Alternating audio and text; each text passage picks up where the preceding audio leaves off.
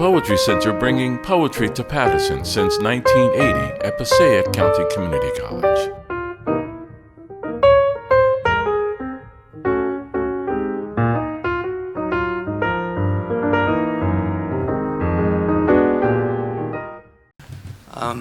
I wanted to just say a few words about Laura also before I introduce Tony.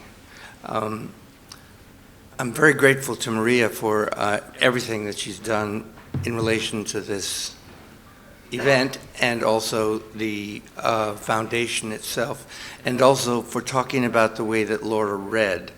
I think that exactly cuts to the point. Reading for her was the occasion of being Laura, I think. And I think about her writing, which if any of you ever got a communication from her, a handwritten communication, she had tiny little writing that seemed to get tinier as she went along. And it also was never straight. It kind of went up the side of the page, very like a mouse were writing, something like that. And it's so different from the way she was when she read, when she was there. And then I wanted to say a couple of words about Lips. Lips is an unusual name for a magazine. It's completely unpretentious, it's physical, it's also suggestive, but physically suggestive, and it's the physicality of it that I think describes Laura. She was deeply, deeply committed to the physical, to the body, and not ashamed of the body, which is a relief, and it's what poetry needs. Her book, Flashlight, just the title of the book, says a lot about her. She was trying to wake us up, and I think that's what she did successfully. And that's a pleasure. Thank you. It's a pleasure to introduce Tony Gloeggler, who, as a lifelong resident of New York City, has managed a group home for developmentally disabled men for over 40 years in Brooklyn. I don't know exactly well what that work entails, but I'm happy somebody is doing it. And I thank him for doing that. His chapbook, One by One, was the winner of the 1998 Pearl Poetry Prize.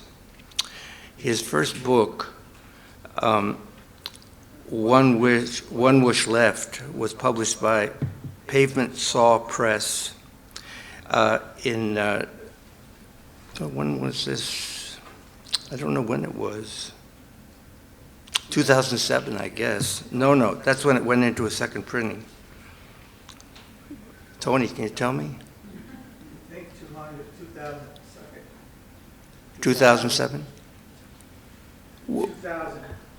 2000. Yeah, you didn't say here. It was then reissued in 2007. And then he began to be published by New York Quarterly. Until the Last Light Leaves was published and in 2016 and was a finalist for the Milt Kessler Book Award. And New York Quarterly Books also published his book from 2020, What Kind of Man? And his latest book, Some Kind of Love, is the book that he submitted and that put him in the place of one of the finalists. Tony Gloeggler.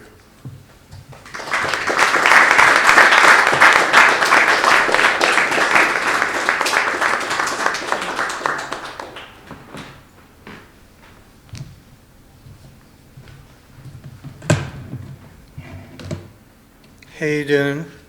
I really know very little about Laura, so everything that's been told to me is pretty new. The only thing I could say is I got a lot of rejections from Lips. I don't remember if they were handwritten and how the handwriting was. I just know they're up there with a lot of other magazines. My first poem's from my mom's, and it's called Honestly. To pass the hours I spend by her bedside, I ask Mom a lot of questions. Some dumb to make her laugh, about farts on elevators, falls in hotel halls, her famous poor eyesight, walking into wrong bathrooms, setting her beehive hairdo on fire with her cigarette. Anything to take her mind off her pain, a breath from boredom. Some questions uncover things I never knew, or remind me of a few I've forgotten. Uncle Dom coming over on the boat from Italy without polio. Cousin Louis, who I never liked, losing his leg in the war. Grandpa's arranged marriage back in Naples, sneaking away after he met his bride. Sunset pool, the roaring lions pouring water out of their mouths. The Sunday I nearly drowned. Dad giving me mouth to mouth. I'll place a bowl of Cheez-Its in her lap, drop a Milk Dud or Jordan almond, spoon melon into her mouth. Sometimes I'll ask who's her funniest, prettiest friend, her smartest kid, press her for the truth, ask what she remembered about my girlfriends. Julia, the most beautiful. Helen's bright blue eyes, the perfect mother for Jessie, but Erica was the one for me. Right on all three. I'll ask what she likes most about each of her kids. When she gets to me, she says honesty. In between, my sister comes down. We switch Mom's position, clean her ass after she craps, sponge bathe her, apply creams and baby powder. As she screams and cries, we're killing her. She's cold, cover her, hurry, help her, over and over. And I say, I'm sorry, we're doing all we can. Finally, calm again, we'll talk about dinner. Baked ziti, cheese macaroni, a stromboli, all recent favorites. As the sun goes down, she grows irrational, more fearful, asks me to stay. I say I've been here all day, explain I'll be back Saturday, and she'll tell me she never knew I could be so mean, that nobody cares about her, nobody does anything for her, nobody has any compassion. I only come out of obligation, that I'm so happy to be going home. I lean over, kiss her, tell her I'll be back before she knows, get some sleep, and leave.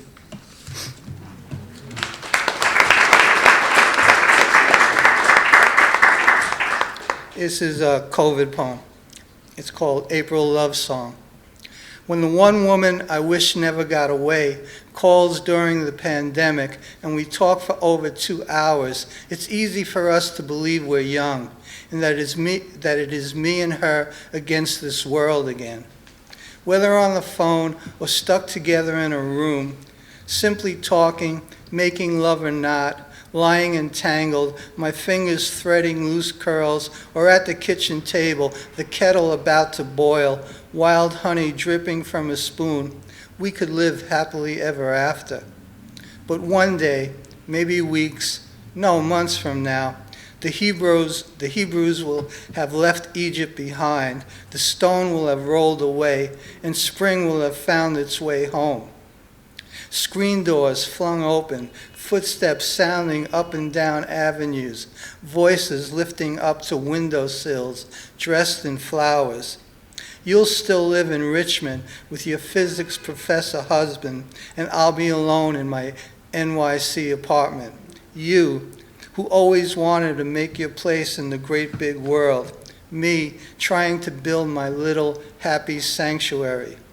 Both of us still missing something, sometime, someone.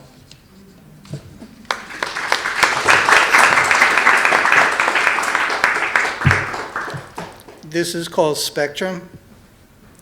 Your friend is worried his autistic son will never find love, and you're not sure he means that long-time marriage, kid kind, or a breathless, unexpected fling that lasts all summer long, or just holding the hand of his junior high girl, squeezing a bit tighter at a street light.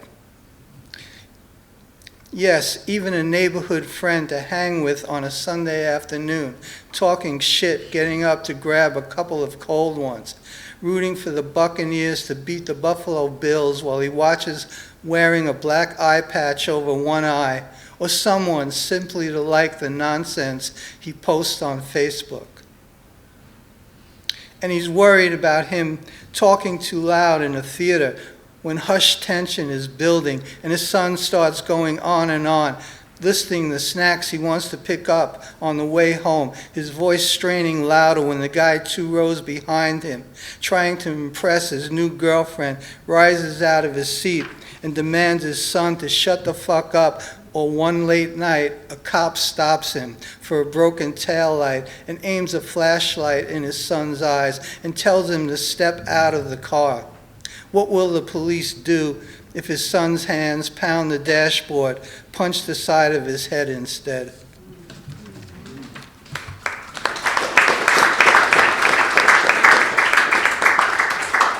And this will be the last one, and it's from my father. 25 years.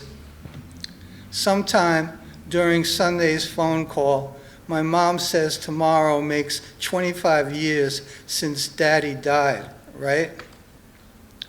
Her math, perfect this one time. He was 64, like my grandfather, she says. I remember his heart stopped working. My brother John swears it was the hospital's fault, a medication mix-up. I never knew if I should believe him. I remember sitting by his bed, hoping the nurse with the endless legs, or the one I sat next to in 6th grade, Ann Zanka, was on shifts so we could talk about kids I hadn't seen since I stopped playing softball and how fucked up they all turned out to be. I think I thought my father was dying, since I always try to prepare for the worst, rehearse how to act. I kept trying to get him to eat or drink so he wouldn't die while I was there. I finished his food most nights. The roast turkey tasted best, but threw out anything trying to be Italian. He hardly talked, and I didn't know what to say. One night, the nurse hooked him up to a different machine, and it was my job to make sure he kept still. I pulled a chair closer, shut the TV off. When he heard Ann leave, he opened his eyes, tensed his arms, and his eyeballs darted across their sockets as if he was telling me he wanted to run to the window, jump. I popped forward, grabbed his hand. His lips made this half smile, saying something like, sorry, but he had to try. I could tell you a lot of great things about my dad. Working 2 jobs he hated. Us kids opening every gift we ever wanted Christmas mornings. All those twilights, getting in a crouch, playing catch with me. How he beat me in the 100 until he turned 40. The way my friends thought he was the coolest neighborhood father. How he took care of my grandfather and great Uncle Dom, took them in when their Brooklyn house burned down. Always doing what he said he would, never letting me get away with anything, pressing me hard until standing up for myself became natural. Now and then, pretending I was almost as tough as him. I could tell you as many bad things too, just not right now, okay? Thank you.